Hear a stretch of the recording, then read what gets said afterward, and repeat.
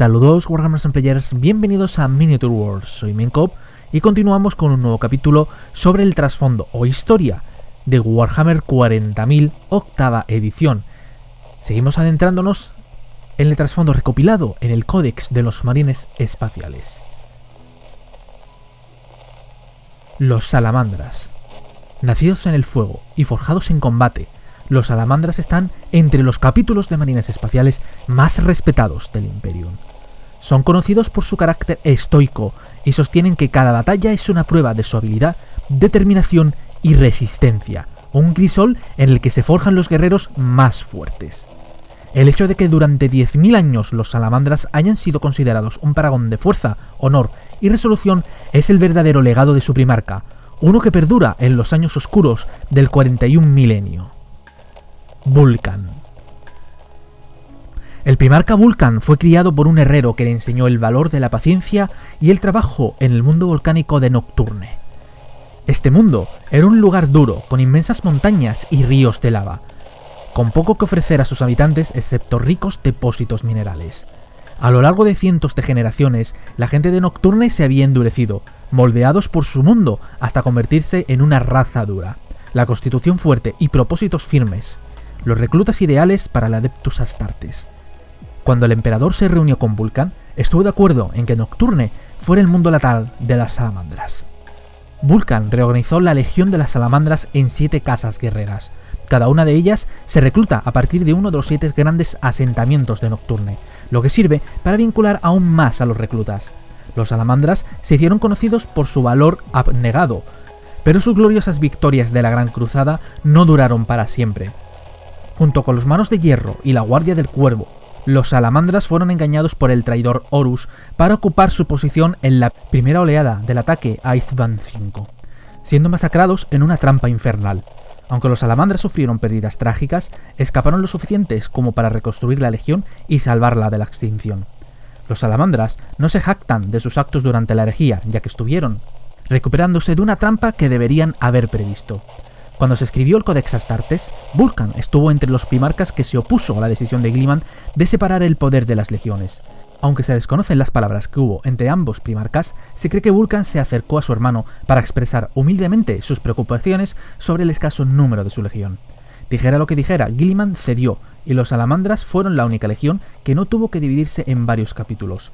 Es una cuestión a debate si en las siguientes fundaciones se crearon capítulos sucesores a partir de la semilla genética de los Salamandras, aunque las similitudes físicas en las insignias y el dogma táctico de otros capítulos, como los dragones negros y los gigantes de la tormenta, parecen indicarlo. Al estar exentos de tener que dividirse, las dudas iniciales de Vulcan respecto al Codex Astartes se anularon, y hasta día de hoy los Salamandras han cumplido mayoritariamente con sus dictados. Sin embargo, han continuado con la tradición de mantener las 7 casas guerreras de la legión original, cada una con un gran asentamiento en Nocturne que forma las bases de las 7 compañías principales. Además, los Salamandras mantienen una compañía de exploradores que no tiene un asentamiento permanente y que reside en las montañas de Nocturne hasta que completan su entrenamiento y se reúne con la casa guerrera de su nacimiento como hermanos de batalla. Cada una de las compañías de línea de los Salamandras es ligeramente mayor que la compañía estándar del Codex, por lo que la compañía de exploradores tiene apenas la mitad de tamaño que la de la mayor parte de los capítulos debido a la escasa población de Nocturne y al meticuloso proceso de selección de los Salamandras. Este método tiene sus limitaciones, pero ofrece un flujo lento pero constante de nuevos reclutas. Al igual que su primarca, todos los hermanos de batalla de los Salamandras tienen la piel negra como ébano y ojos de color sangre, resultado de una interacción inusual entre los implantes de su semilla genética y la radiación exótica de la superficie de Nocturne. Los Salamandras también poseen una legendaria habilidad para resistir el calor y las llamas. Los retos de resistencia, como cargar barras de metal al rojo vivo o caminar sobre carbones ardiendo, son una parte común de los rituales del capítulo, y a menudo las insignias de honor se marcan a hierro sobre la piel de los Salamandras. Opus Prometeo. El Opus explica la leyenda de cómo Vulcan se reunió con el emperador. Está escrito que cuando el emperador llegó a Nocturne lo hizo disfrazado de un extranjero durante un gran festival. Tradicionalmente, este tipo de celebraciones incluyen numerosas pruebas de fuerza. Al saber que el orgullo de Vulcan le impediría servir a otro, el emperador desafió a Vulcan, declarando que el perdedor debía declarar su lealtad eterna al ganador. Los desafíos vieron cómo el extranjero y el primarca llevaban a cabo gestas que ningún mortal podría replicar, como forjar armas en ríos de sangre ardiente, llevar yunques a través de deltas de lava y similares. La competición culminó cazando la mayor salamandra, unos lagartos gigantes con aliento de fuego que vagan por las montañas de Nocturne, y regresando con su cadáver. Vulcan mató una bestia gargantuesca, pero cuando regresaba el destino se cebó en él y el monte de fuego letal entró en erupción. Quedó colgando del borde de un precipicio cogido con una sola mano sobre un río de lava, sosteniendo el cuerpo de la salamandra con la otra. Vulcan solo podía salvarse abandonando el cuerpo, pero rechazó hacerlo incluso cuando le flaquearon las fuerzas. Entonces apareció el extranjero, arrastrando tras de sí una salamandra mayor incluso que la de Vulcan. Al ver la situación, el extranjero usó su presa para formar un puente sobre la lava y rescatar a Vulcan. Al regresar al asentamiento, Vulcan fue declarado ganador, ya que el extranjero había regresado con las manos vacías, pero el primarca se arrodilló ante él, diciendo que cualquier hombre que valorara la vida sobre el orgullo era digno de su servicio. En honor a ese día, los exploradores del capítulo soportan pruebas que son un eco de las de Vulcan y el emperador, y solo son admitidos en las filas de los hermanos de batalla tras cazar y matar una salamandra. El tomo de fuego. El destino final del primarca Vulcan está sujeto a debate.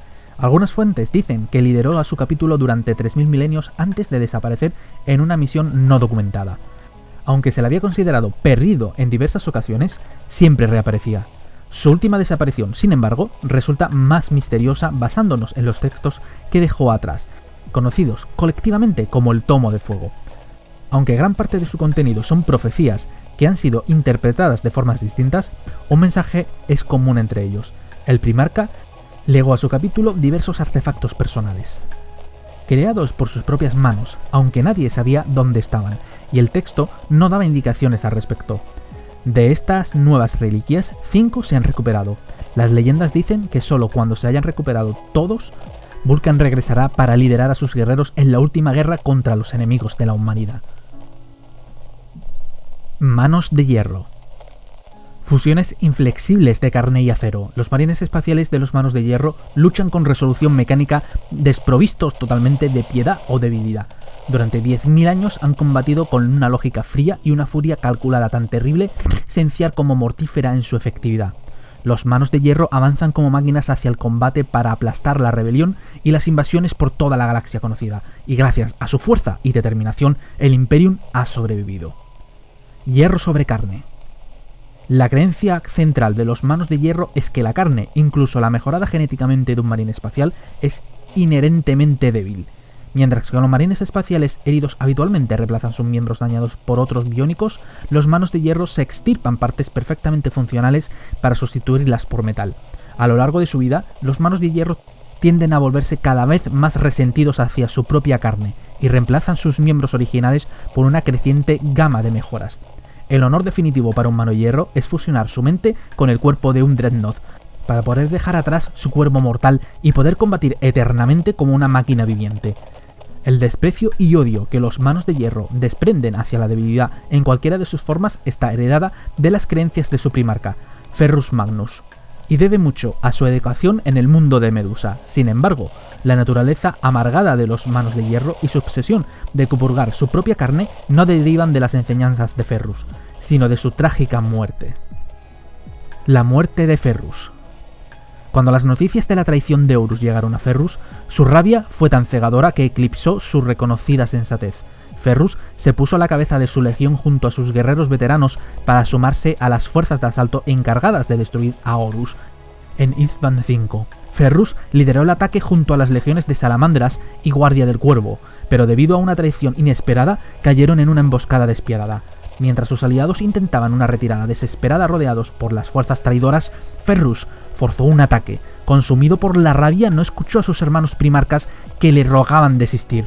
Ferrus siguió avanzando, destrozando traidores a cada paso, pero ni siquiera con la ayuda de los Manos de Hierro que lucharon junto a él pudieron vencer a los poderosos ejércitos de Horus. Y así fue como en los campos cubiertos de sangre de Isstvan V, a manos del primarca al que siempre llamó hermano, Ferrus Magnus fue asesinado. Los Manos de Hierro rechazaron la muerte de su primarca, eligiendo creer que había escapado de alguna forma de Isstvan V y que regresaría algún día. Ese consuelo delirante les sirvió de poco tras la masacre de la pérdida de su primarca y regresaron a Medusa llenos de amargura. Nadie fue inmune a su ira, ni los alienígenas, ni los traidores, y en ocasiones ni siquiera sus aliados. Los Manos de Hierro albergan un resentimiento especial hacia los Salamandras y los Guardias del Cuervo, ya que creen que si hubieran seguido a Ferrus en vez de retirarse, los traidores habrían sido vencidos. Los Manos de Hierro también desarrollan un odio hacia sí mismos, culpando a sus propios veteranos e incluso a su primarca por la derrota de Vstan 5. Vieron que la desastrosa decisión táctica de Ferrus estuvo basada en las emociones en vez de la lógica, y que aquellos que lucharon aquel día carecieron de la fuerza física y psicológica necesarias para prevalecer. Es por ello que los Manos de Hierro se han decidido a purgar esas debilidades de sí mismos, asfixiando su rabia con razón y mejorando su carne con cibernética. El Concilio de Hierro. La estructura de la organización de los Manos de Hierro cambió a su regreso a Medusa. Sin Ferrus Magnus, se decidió que ningún guerrero debía liderar en solitario a los Manos de Hierro. En su lugar, los capitanes y los guerreros más reverenciados de la Legión formaron el Concilio de Hierro. Quienes se sentaban en el concilio pasaron a llamarse Padres de Hierro, y desde entonces han guiado a los Manos de Hierro. Cuando los fuegos de la herejía de Horus se apagaron y Robert Guilliman reveló su gran trabajo, el Codex Astartes, el Concilio de Hierro vio que adoptarlo era el único curso lógico. Mientras algunos lucharon contra la ruptura de las legiones en capítulos, los Manos de Hierro rechazaron mostrar debilidad y, a pesar de sus números reducidos, fundaron 2 capítulos sucesores. En los siglos tras la segunda fundación, los Manos de Hierro se enfrentaron a todo y a todos los que se les opusieron, destruyendo metódicamente a ejércitos enemigos e imperios alienígenas. Cuando los siglos se convirtieron en milenios, sin embargo, el capítulo se aisló cada vez más y se volvió más hostil ante las injerencias. La única excepción era el Adeptus Mechanicus. La reverencia que los Manos de Hierro desarrollaron hacia las máquinas los llevó inevitablemente a estrechar lazos con el Adeptum Mechanicus, una relación que no está bien vista por otros capítulos. Los Manos de Hierro han enviado a muchos de sus hermanos de batalla a Marte, donde son instruidos en los misterios del culto de la máquina hasta un nivel superior al de los tecnomarines de otros capítulos. A su regreso a Medusa, los Manos de Hierro tratan a sus tecnomarines con un respeto que bordea lo espiritual. Conforme fueron pasando los siglos, muchos tecnomarines han ascendido a las filas de los Padres de Hierro y tienen gran influencia tanto en el concilio como en el campo de batalla. Medusa. Medusa, el mundo natal de los Manos de Hierro, es un reino de oscuridad perpetua. Su cielo contaminado se eleva sobre una tierra de grandes volcanes. La gente de Medusa está combatiendo constantemente contra los elementos y entre sí para acceder a los recursos limitados del planeta. Los Manos de Hierro no han intentado detener estos conflictos entre los clanes en ningún momento, ya que esa competencia elimina a los débiles. Solo los fuertes sobreviven y no hay compasión para quienes no lo hacen por sus propios medios. Los Manos de Hierro reclutan a los suyos únicamente a partir de esta gente indomable e implacable, y las compañías del capítulo llevan los antiguos nombres y símbolos de los clanes de Medusa en lugar de las designaciones numéricas, ya que el mundo, sus gentes y el capítulo son inseparables. Medusa es un mundo muy duro, pero también lo son los Manos de Hierro. La Guardia del Cuervo. La Guardia del Cuervo es un capítulo oscuro y misterioso, especializado en tácticas de guerra encubierta. Prefieren librar sus batallas mediante el sigilo y la velocidad que mediante la furia y el fuego. Durante miles de años y en miles de mundos han acechado a los enemigos del Imperium como las sombras de muerte, esperando el momento perfecto para descargar su golpe mortal antes de volver a desaparecer entre las sombras. El Liberador. El legado genético de cada Guardia del Cuervo es evidente en sus rasgos físicos, pues todos los miembros de este capítulo comparten la misma piel clara, pelo y ojos negros que su primarca, Corvus Corax. Se sabe muy poco sobre los orígenes de Corax, pues el primarca nunca habla de ello. Las propias leyendas de la Guardia del Cuervo apuntan que el joven primarca fue criado como esclavo en un campo de trabajo, en una luna cuya capacidad de producción rivalizaba con la de un mundo forja de pequeño tamaño. Allí, los esclavos ocultaron al joven primarca, enseñándole todo lo que sabían sobre supervivencia y sigilo, sobre cómo mantenerse oculto y sabotear al enemigo desde las sombras. Cuando hubo desarrollado plenamente sus poderes, Corax lideró una rebelión despiadada contra los crueles supervisores, tomando el control de la luna y rebautizándola como Libertas.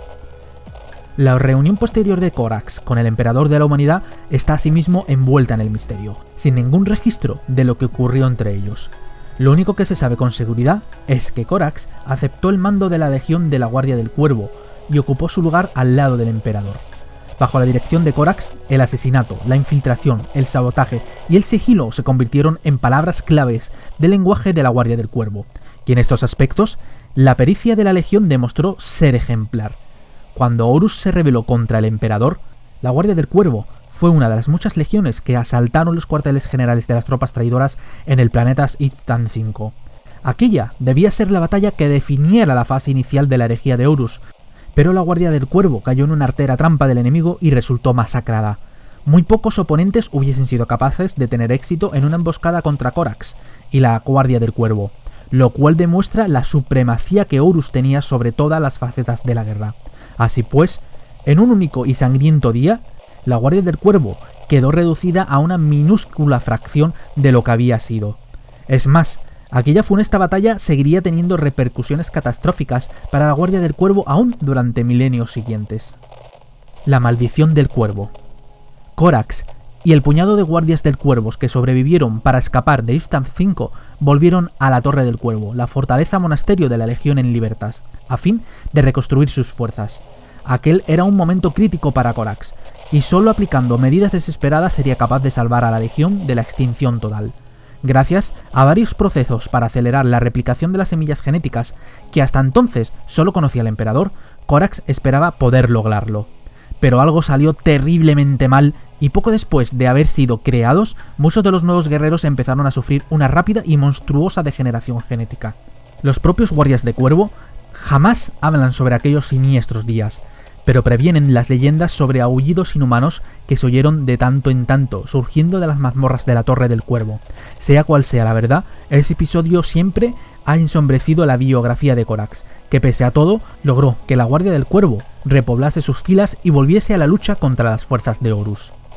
Tras la derrota del Señor de la Guerra, Corax aceptó de buena gana la decisión de dividir las legiones en capítulos, pues sabía que la visión de Guilliman para proteger el futuro del Imperium era necesaria. Sin embargo, era un futuro que la Guardia del Cuervo habría de afrontar en solitario, pues Corax desapareció, consumido por los trágicos actos que había cometido para salvar a su legión. Su destino final está envuelto en el misterio y la oscuridad, como un fiel reflejo de lo que fue su vida. Varios siglos después de la desaparición de Corax, la semilla genética de la Guardia del Cuervo empezó a deteriorarse.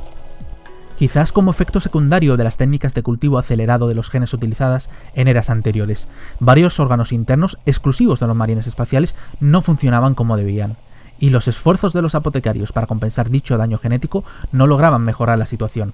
Como resultado de ello, gran parte del material genético de la Guardia del Cuervo debía proceder de los bancos de genes en perfecto estado, que hubiesen sido recogidos y almacenados en Terra durante la segunda fundación, por lo que su tasa de reclutamiento se vio drásticamente reducida. Esta escasez de semillas genéticas viables ha llevado a la Guardia del Cuervo a ser aún más escrupulosa con los demás capítulos en la selección. Las pruebas de acceso y los entrenamientos de sus nuevos reclutas, que pasan mucho más tiempo de lo normal en la 10ª compañía antes de ser aceptados como hermanos de batalla de pleno derecho. La Guardia del Cuervo rara vez va al combate sin el apoyo de un buen número de escuadras de exploradores. La Guerra de las Sombras. Pese a su incapacidad para reemplazar de forma rápida las bajas sufridas, la Guardia del Cuervo ha rehusado disminuir su ritmo de asaltos contra los enemigos del Imperium, lo cual significa que muchas veces durante las campañas especialmente cruentas, el capítulo se ve obligado a operar bajo mínimos. Si es necesario sacrificarse en un asalto total, la Guardia del Cuervo no dudará un instante atacando con toda la potencia de fuego que el Adeptus Astartes ponga a su disposición. No obstante, para este capítulo, la pericia táctica y la iniciativa personal son más importantes que la fuerza bruta. La Guardia del Cuervo se esfuerza por seguir los principios del Codex Astartes, aunque su limitado número de efectivos y sus preferencias por la infiltración a menudo fiscalizan el despliegue de sus tropas, pues dependen mucho más que otros capítulos de los informes de sus exploradores. También suelen hacer mucho uso de las fuerzas de reacción rápida, particularmente de escuadras de asalto y Landspeeders, para atacar al enemigo allí donde es más débil. Por los mismos motivos, mantienen sus muchas cañoneras y cápsulas de desembarcos, mientras que no suelen usar un gran número de vehículos acorazados pesados. Los capítulos sucesores. Muchos capítulos de los marines espaciales deben lealtad al primarca de los ultramarines. Algunos son venerables órdenes con una historia que se remonta al amanecer del Imperio, mientras que otros son adiciones más recientes a los capítulos del Adeptus Astartes. Esta selección no es en absoluto una lista exhaustiva. Los hijos de Guilliman componen más de 2/3 partes de todos los capítulos de Marines Espaciales activos al final del 41 milenio. Sucesores de los Ultramarines. Los Fulminadores. Es uno de los primeros capítulos primaris fundados, creados en el milenio 31 mientras se libraban las últimas batallas de la Purga. Los aspirantes seleccionados eran los mejores reclutas que iban a ingresar en la Guardia Terrana, y han permanecido en éxtasis durante casi 8000 años. El capítulo fue bautizado en referencia a las tormentas eléctricas que sacuden los cielos de Marte, que en la época de su creación fueron los peores vistos en milenios. Capítulo Génesis. El capítulo Génesis tiene la orgullosa distinción de ser el primero de los primogénitos. Fue formado a partir de los veteranos más nobles de los ultramarines que sobrevivieron a la herejía de Horus. Siempre han venerado a Robert Guilliman y fueron uno de los primeros capítulos en buscar al primarca cuando éste revivió arrodillándose al unísono y jurando lealtad al Lord Comandante del Imperio. Cónsules negros. Los cónsules negros son bien conocidos por ser los menos transigentes de los primogénitos y no toleran ninguna desviación de los principios fijados en el Códex. Su historia está repleta de batallas ganadas, aunque recientemente se creyó que habían sido aniquilados por los guerreros de hierro. En realidad, el capítulo se ha reconstruido en su mundo natal de Ciclopia y sigue siendo un firme guardián del Imperio en el Segmentus Pacificus. Guerreros Águila. Fundados durante un periodo particularmente oscuro de anarquía en el Imperio, los Guerreros Águila son un capítulo basado en su flota, que se mantiene continuamente en movimiento. La mayoría de sus campañas tienen lugar en los sistemas estelares que el propio Robert Guilliman conquistó originalmente en la Gran Cruzada. Varias naves han desaparecido desde las tormentas disformes de la Noctisa Eterna, y 2 de las compañías enteras han sido declaradas perdidas. Novamarines. El capítulo de los Novamarines tiene una larga e ilustre historia, y son uno de los primogénitos más honrados del Imperio. Incluso entre los capítulos nacidos primero, los Novamarines son notorios por su consistencia y su inamovible fe en el Codex Astartes. Los Novamarines son un capítulo de marines espaciales excepcionalmente dinámico y no han luchado como una única fuerza de combate desde los primeros años del 37 milenio. Pretores de Orfeo. Los pretores de Orfeo son famosos por su enfoque disciplinado hacia la ejecución del Codex Astartes. Esto hace que en ocasiones el capítulo ofenda a sus aliados, pero también significa que en el campo de batalla los pretores operan como una máquina de guerra perfectamente calibrada. Las recientes revisiones del Guilliman sobre el texto de Codex han sido rápida y rígidamente adoptadas por el capítulo, cuya inflexible adhesión a la palabra de la ley sigue sin disminuir. Cráneos plateados. Sumamente supersticiosos, los cráneos plateados creen que el propio emperador guía sus actos. Aunque esto significa que solo combatirán cuando los augurios sean favorables, también les hace combatir con una convicción absoluta de los fanáticos, lo cual no le sienta bien a algunos comandantes imperiales. Tras la apertura de la Gran Fisura, los cráneos plateados han sido uno de los capítulos más activos, luchando en muchos frentes. Cuchillas del Emperador. Cuando casi habían sido arrasados por sus batallas contra los tiránidos, los Cuchillas del Emperador estaban dispuestos a caer luchando. Sin embargo, el archimago Skaul y la Fundación Última han proporcionado al capítulo una oportunidad inesperada para recuperar todas sus fuerzas. Inusualmente, las Cuchillas del Emperador muestran sus marcas de compañía a través del áquila de sus petos. La veteranía se muestra con una rodillera izquierda amarilla adornada con un cráneo negro. Capítulos sucesores de los Cicatrices Blancas. Los Señores de la Tormenta. Como capítulo de la segunda fundación, sucesor de los Cicatrices Blancas, la historia de los Señores de la Tormenta se remonta en el tiempo hasta cuando Yahatai Khan cazaba a través de las estrellas. Los Señores de la Tormenta siempre han conservado una fuerte rivalidad con los Cicatrices Blancas, con los que frecuentemente compiten para alcanzar la gloria. Se sabe que han viajado hasta latitudes muy lejanas de la galaxia para salir victoriosos. Entre otras cosas, son muy conocidos por la ferocidad con la que cazan los Wag orcos. Halcones solares. Se desconoce de qué fundación provienen los halcones solares, pero al menos se remontan al milenio 35. Agresivos y nobles, los halcones solares encarnan las mejores virtudes de los hijos de Khan, y honran a su progenitor pintando de blanco una de sus sombreras o una de sus guanteletes. Como su nombre sugiere, disponen de un numeroso contingente de elementos aéreos, desplegando regularmente escuadrones enteros de cañoneras Storm Talons y Storm Raven en batalla. Destructores. Establecidos durante la segunda fundación, los destructores han tenido una historia complicada. A pesar de que han ganado numerosas batallas en nombre del Imperium, quedan muchas incógnitas respecto a la estabilidad de su semilla genética. Estas preocupaciones han aumentado a pesar de los sacrificios heroicos que el capítulo ha mostrado a raíz de la devastación demoníaca por todo el subsegmentos Lorgus. Por su parte, los destructores están preocupados tan solo por su próxima batalla. Segadores de tormentas. No existe nadie más ansioso de la batalla que los segadores de tormentas. El primer capítulo de los Primaris fundado de la semilla genética de Yahzai Khan. En ellos corre la sangre más pura destilada del legendario Primarca. El Khan estaría orgulloso de sus nuevos hijos, ya que son nobles y sabios, pero a la hora de atacar luchan con una pasión que él reconocerá como suya. Han reclamado el mundo salvaje de Yahun como su planeta natal, los nativos del cual son conocidos por su salvajismo. Capítulos sucesores de los puños imperiales. En los milenios transcurridos desde la herejía de Horus, decenas de capítulos de los marines espaciales han sido fundados a partir de la semilla genética de los puños imperiales, quizás más que ningún otro capítulo salvo los ultramarines. Unidos por la sangre y el honor de su primarca, los puños imperiales y sus capítulos sucesores forman una hermandad estrechamente entretejida y cuya fuerza se celebra en el centenario festín de espadas. Juntos, las extensas tropas de los hijos de Dorn han sido imprescindibles a la hora de mantener unido al Imperium a través de esta era desoladora. Martillos de Dorn. Fundados en el 41 milenio, los martillos de Dorn han demostrado su valía a través de cientos de campañas, incluyendo la amarga cruzada Aquilus contra los portadores de la palabra y las guerras de Nightfire contra los Tau. Los martillos de Dorn son un capítulo que sigue el Codex Astartes de forma rigurosa, siguiendo los preceptos de los textos de Gilliman en extrema precisión. Invasores. Demostrando la dureza y la obstinación propias de su primarca, los invasores son un capítulo sucesor incapaz de aceptar la derrota. Desde su fundación, los invasores tienen una reputación como un capítulo atrevido e incluso en ocasiones temerario, un capítulo que se lanza sin duda a la batalla y que surge victorioso pese a tener todo en contra, aunque a menudo a cambio de un importante número de vidas. Son especialistas en subyugar planetas enteros. Capítulos sucesores de la Guardia del Cuervo. Durante el milenio, el Adeptus Terras ha considerado apropiado fundar cada vez menos capítulos sucesores con el limitado material genético de la Guardia del Cuervo, pues su semilla genética se ha visto deteriorada con el paso del tiempo. A pesar de los refuerzos creados con el stock genético del Archimago Skaul, apenas quedaba material de Corax con el que trabajar.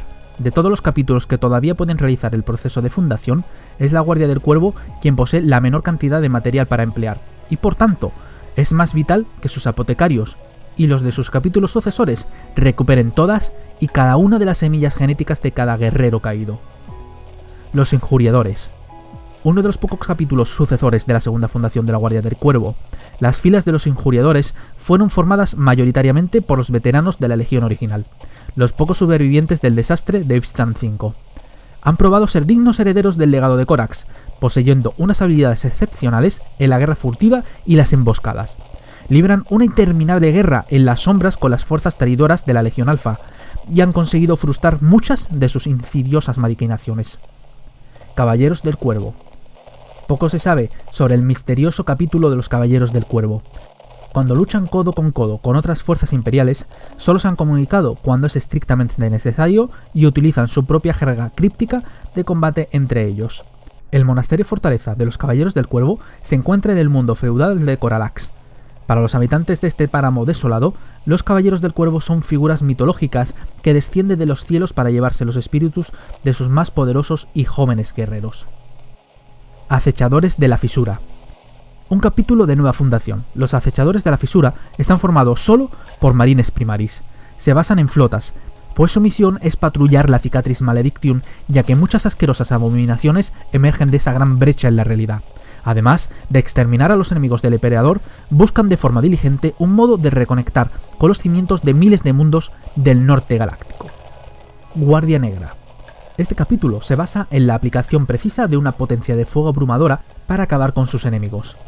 Maestros de las emboscadas precisas, la Guardia Negra despliega cantidades masivas de cañones Thunderfire y Vindicators para aniquilar a sus enemigos en un instante. Las medias tintas o la fuerza excesiva no son conceptos que la Guardia Negra comprenda, ya que son conocidos por dejar ruinas cubiertas de cráteres como resultado de sus múltiples victorias. Los capítulos sucesores de los Manos de Hierro. Al haberse identificado pequeñas aberraciones en su semilla genética, los Manos de Hierro han sido excluidos a menudo de la fundación de nuevos capítulos sucesores. A lo largo de los milenios ha habido unas pocas excepciones, pero la naturaleza cada vez más huraña de los Manos de Hierro ha hecho que reciban más investigaciones de la Inquisición que oportunidades de realizar nuevas fundaciones. La Inquisición aún no ha tomado medidas ante los resultados de sus averiguaciones, quizás influida por la obvia efectividad con la que el capítulo libra sus guerras contra los enemigos del Imperio. Garras de Bronce.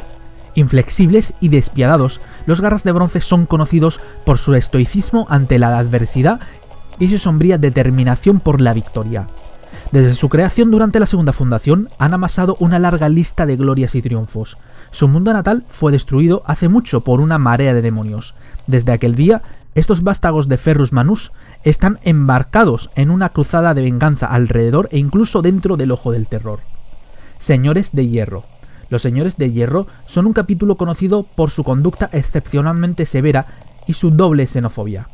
Durante muchos años ha sido el deber de los Señores de Hierro vigilar las estrellas Grendel, rodeando a los viles Barghesi y previniendo que su potencial destructivo fuera absorbido por los tiránidos de la flota enjambre Kraken. Conscientes de que las consecuencias de que esto sucediera serían terribles para el Imperium, los Señores de Hierro han sufrido mucho manteniendo su juramento. Hijos de Medusa. Los Hijos de Medusa son un capítulo con fama de eficiencia despiadada en su inmisericordia persecución del enemigo. Descendientes de los Manos de Hierro, comparten muchas de las predilecciones de sus progenitores, incluyendo la intolerancia hacia la debilidad de la carne y la dependencia del poder de la máquina. No obstante, la distinguida lista de honores de batalla del capítulo oculta un pasado más oscuro de lo que muchos imaginan, y varias facciones imperiales aún miran con suspicacia los Hijos de Medusa. Garras Rojas. Los Garras Rojas son un capítulo de la Segunda Fundación creado a partir de la división de la 10ª Legión. Su mundo natal, Raikan, se encuentra en el Segmentus Tempestus. Desde la fundación del final de la Gran Purga, los Garras Rojas han sido conocidos por su atrevido estilo de combate y su interminable vendetta contra las legiones traidoras. Los Señores de Terra han encargado en varias ocasiones a los Garras Rojas que den caza y destruyan a capítulos renegados. Las Fundaciones Desconocidas. Aunque todos los capítulos sucesores activos del 41 milenio deben su legado genético a una de las legiones de Primera Fundación, no todas las historias sobre su creación han sobrevivido al paso de miles de años de guerra. Si bien los orígenes de docenas de capítulos de marines espaciales se han olvidado, otros han sido ocultados a propósito o borrados de los registros. Mentores. El capítulo de los Mentores no tiene progenitor oficial, pero su naturaleza asilacionista y su preferencia por lanzar ataques de precisión sustentan las opiniones ampliamente extendidas del Administratum de que son un sucesor de la Guardia del Cuervo. Se sabe que fueron creados durante la 26ª Fundación. Los Mentores desconfían de todos y prefieren trabajar solos y sin ser observados. Son mencionados a menudo como la Legión de los Mentores en los registros imperiales. Dragones Negros. Se cree que los dragones negros fueron creados en la llamada Fundación Maldita, y su padre genético se desconoce oficialmente. Abundan extraños rumores sobre una mutación genética que puede provocar que les crezcan cuchillas óseas en sus extremidades. Sus nombres aparecen en los registros de batallas luchando junto con otros capítulos, pero su presencia en tales conflictos es breve. Solo la agitación de la Gran Fisura ha detenido la última investigación de la Inquisición al respecto de los dragones negros. Señores del Fuego. Los Señores del Fuego marchan a la batalla portando una plétora de armas flamígeras. Lanzando sus feroces asaltos tras bombardeos de misiles incendiarios, se arrojan contra sus carbonizados y desconcertados enemigos antes incluso de que las llamas hayan tenido tiempo para apagarse. Su mundo natal es Mundus Pira, un planeta de la lejana Franja Este, y son conocidos por las extrañas artes basadas en las llamas que usan en los rituales del capítulo, que muchos consideran reminiscentes de las salamandras. Exorcistas. Se especula que los exorcistas proceden de la 13ª Fundación. Sus progenitores solo son conocidos por los miembros del más alto rango del Ordum Maleus y los detalles de su creación han sido puestos bajo sello inquisitorial. Los exorcistas mantienen 2 compañías adicionales de exploradores, sumando un total de 12 compañías, ya que su esotérico entrenamiento requiere una afluencia elevada de reclutas para poder garantizar la continuidad del capítulo. Cuervos Sangrientos. Los cuervos sangrientos proceden de una fundación desconocida y no se sabe quién es su padre genético. Tras la pérdida de su mundo natal, ahora son un capítulo basado en su flota. Sus primeros registros han sido purgados, y los que conserva el Ordo Maleus están sellados. Quizás, debido a esto, los cuervos sangrientos ansían adquirir conocimientos y están especialmente obsesionados con descubrir la verdad tras su creación. Espectros de la muerte. Estacionados más allá de los límites del Imperio, los espectros de la muerte mantienen una vigilia constante, ya que es su ingrato deber asegurarse de que los misteriosos e inmortales habitantes de las estrellas necrófago nunca vuelvan a elevarse para amenazar la galaxia. Proceden de la 13ª fundación, que es la conocida como la Fundación Oscura, porque se sabe menos de sus creadores que de cualquier otra fundación de marines espaciales. Un legado reforjado. A lo largo de los milenios, algunos capítulos de marines espaciales han sido aniquilados, y se ha fundado un nuevo capítulo con el mismo nombre, heráldica y tradiciones que sus antecesores. En una ocasión, se fundaron 2 capítulos con un idéntico nombre y heráldica, los Espadas Celestiales. Tal es la burocracia del Administratum que el error no fue descubierto hasta 2 siglos después, cuando ambos capítulos fueron aniquilados por la 9ª Cruzada Negra de Abaddon, y se recuperaron los cuerpos de casi 2000 hermanos de batalla en el sistema Cicerine. El Sanctum Imperialis. Al norte del área principal del Palacio Imperial se encuentra un gran templo, el Sanctum Imperialis. Este vasto edificio se alza sobre un poderoso peñasco de basalto que sobresale por encima del laberíntico circundante de los santuarios, capillas y otros edificios mundanos que componen esta sección de los terrenos palaciales. En torno al perímetro del templo, a intervalos regulares, hay 20 enormes plintos de piedra, sobre 9 de los cuales se elevan estatuas increíblemente gargantuescas de los primarcas que pertenecieron leales al emperador durante la herejía de Horus. Estos grandes monumentos son conocidos como los titanolitos. Los demás plintos están vacíos, desprovistos de toda decoración, un sombrío recordatorio del cisma que amenazó con destruir el Imperium en eras pasadas. En las salas abovedadas del gran templo cuelgan los estandartes de todos los capítulos de los marines espaciales que han sido destruidos al servicio del emperador en los 10.000 años que han pasado desde entonces. Los llantos y lamentos de los guardianes del Sanctum y de los innumerables suplicantes reverberan por los cavernosos espacios inundados de incienso del interior. Y con esto damos por terminado este capítulo. Para el próximo capítulo ya veremos lo que son las fuerzas militares de los marines espaciales. Espero que os haya gustado esta nueva entrega del trasfondo de Warhammer 40.000 octava edición. Dadle un me gusta para que llegue bien lejos. Suscribiros si no lo estáis para manteneros al día de nuestras novedades. Y además podéis seguirnos a través de diferentes redes sociales como Instagram, Twitter y Facebook, donde además también tenemos grupo. Muchas gracias a todos y hasta la próxima.